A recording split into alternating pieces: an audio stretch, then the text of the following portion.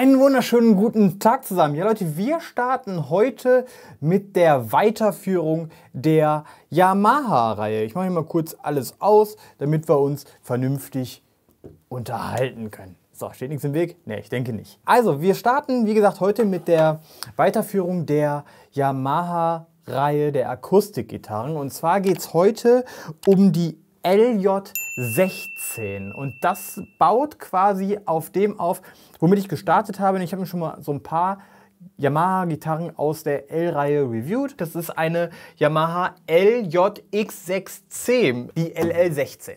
Und jetzt kümmern wir uns eben um zwei Modelle, also in den nächsten Videos. Es geht nämlich einmal hier um die LJ16 und zum anderen steht sie da, das ist eine LJ26. Wir starten jetzt hier einfach mit einer ganz einfachen Review zu der LJ16, machen dann eine Review zur LJ26 und dann machen wir ein Vergleichsvideo zwischen diesen beiden Gitarren, weil ich glaube, das ist nämlich für einige von euch ziemlich interessant, weil diese Gitarren sich ziemlich ähnlich sind und trotzdem noch unterscheiden. Ja?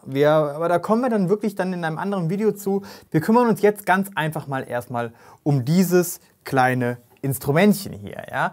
Also Yamaha LJ16, wie schon gesagt. Baujahr, muss ich eben kurz nachgucken, habe ich gerade gegoogelt. Baujahr ist 2016, 7. Januar 2016. Mit anderen Worten ist sie vor einem Tag 5 Jahre alt geworden. Und herzlichen Glückwunsch nachträglich.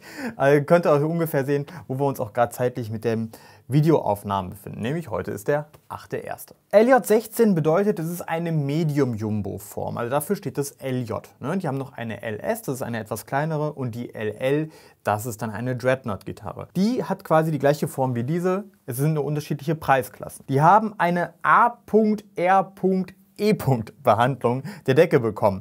Wie das genau ausgesprochen wird oder wie die Abkürzung genau ausgesprochen wird, ich habe keine Ahnung. Es geht jedenfalls darum, dass die Decke nachträglich behandelt wurde. Und zwar machen die das, dass die Gitarre so klingt, wie als wenn sie schon Jahre alt wäre, dabei ist sie das gar nicht. Jetzt ist natürlich die Frage, wie egal ist es bei einem 5 Jahre alten Instrument? Kein Plan. Jedenfalls wird die Decke bei diesen Are-Gitarren, so nennen wir es jetzt ganz einfach mal, nachträglich noch behandelt, damit sie klingt wie eine eingeschwungene Decke. So ungefähr verkaufen sie das. Die Daten von der Gitarre sind ziemlich geil eigentlich. Ne? Also vollmassives Instrument, Engelmann-Fichte an der Decke, indischer Palisander an Boden und Zagen. Wir haben ein Holzbinding hier, echt schön gemacht, vor allem auch für die Preisklasse. Ja? Es ist also das kann man schon mal vorwegnehmen, es ist wirklich kein extrem teures Instrument und dafür kriegst du hier schon mal auf jeden Fall ein vollmassives Instrument, eine Abalone-Rosette, Holzbinding, das ist auf jeden Fall schon ziemlich nice. Zusätzlich haben wir dann hier noch ein Schlachtbrett, ja, ich sage immer Pepperoni-Salami dazu, ne? Aber ich denke, ihr wisst schon, was ich meine.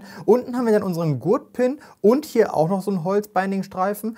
Und hier kommt auch ein Klinkendingsbums rein. Also da ist ein Tonnenimmer drin, ne? Ein Klinkenstecker, Klinkenkabel passt da rein und dann kannst du das Ding auch an deinen Akustikgitarrenverstärker anschließen oder ähnliches. Wir gucken auch gleich mal, wie die Gitarre so klingt. Normalerweise mache ich ja für den Tonnenimmer immer ein eigenes Video. Machen wir jetzt hier nicht, weil du wirklich gar nichts einstellen kannst. Ne? Also es ist wirklich nur Klinkenstecker rein und spielen. Von daher kümmern wir uns da gleich auch noch drum. Wir haben ein Binding um den Hals. Ne? Das ist ein Kunststoffbinding. Und wir haben hier oben Punkte, die zur Orientierung des Spielers dienen. Daran erkennen wir auch, dass jeder Bund 12 ist und dann wir noch 2 Bünde haben. Das heißt, es ist eine ganz normale 14-Bund-Gitarre. Und an den gleichen Stellen, wie wir hier oben die Punkte haben, haben wir hier Dots, die dann in diesem Fall als optische Verschönerung dienen. Ja, das sind keine normalen Dots, das sind Abalone-Dots, so einen kleinen Abalone-Kern und dann sind sie noch so hell umrandet. Ebenholz-Griffbrett genauso wie Ebenholz-Steg. Stegeinlage muss ich mal kurz nachgucken. Ich glaube, dass es Knochen ist. Nee, ist es nicht.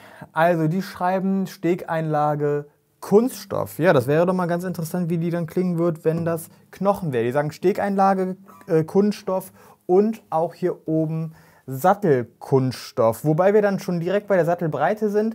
Habe ich hier nichts zum draufstehen? Habe ich nicht. Egal, muss jetzt so funktionieren. Sattelbreite 44 mm und hier oben auch ein Binding um die Kopfplatte drum. Goldene Mechaniken, nichts gebrandet. Und hinten haben wir unser Mahagoni-Hals und wir haben hier 2 Palisanderstreifen, die, ja, ich weiß nicht, ob sie den Hals verstärken sollen. Jedenfalls ist es definitiv eine Verschönerung. Also das ist auf jeden Fall toller, sieht auf jeden Fall toller aus, wenn da noch so Streifen drin sind.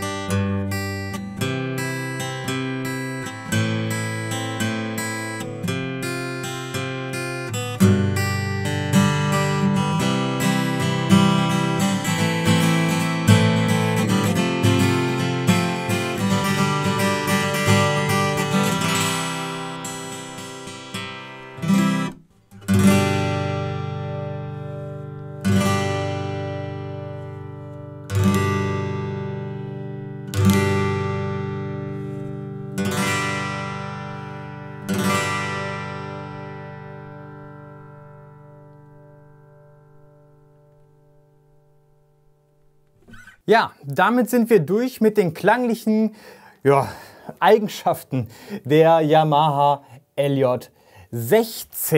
Kommen wir mal kurz zu meinem Exemplar, was ich hier habe. Nee, Quatsch, gar nicht wahr. Wir kommen da ja später erst zu. Wir kümmern uns ja jetzt um den Tonabnehmer.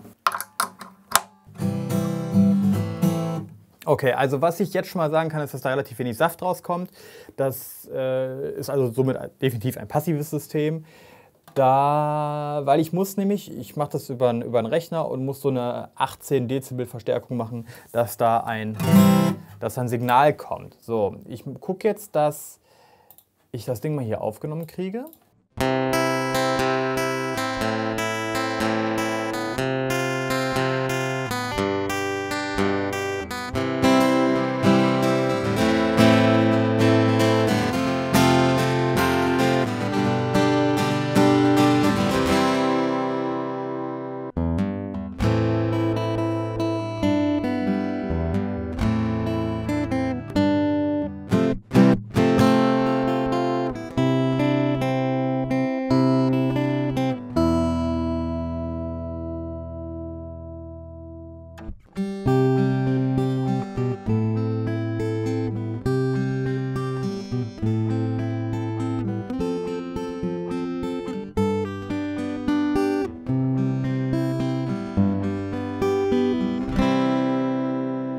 Ja, also das waren bis jetzt diese ganz normalen Sounds.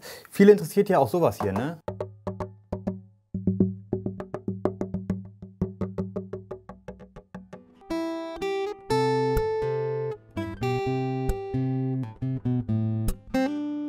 Ja, bin ich anscheinend nicht so der Profi drin, aber es geht ja einfach nur darum, dass ihr wisst, was da so übertragen wird. Nämlich, Moment, ich muss mal kurz aufnehmen. Also wo der sitzt, sollte relativ klar sein. Ja, damit sind wir dann durch jetzt mit den klanglichen Vorzügen dieses Instrumentchens hier. Was ich euch sagen kann, ist, dass ich vorhin bei der Aufnahme, ich höre mal ganz kurz rein, bevor ich jetzt Quatsch erzähle.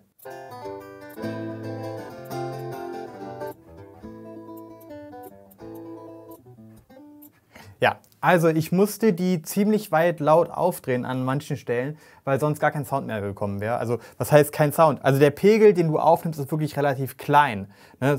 Ich zeige euch das einfach. Komm, bevor ich euch das jetzt hier versuche zu erklären, zeige ich es euch einfach.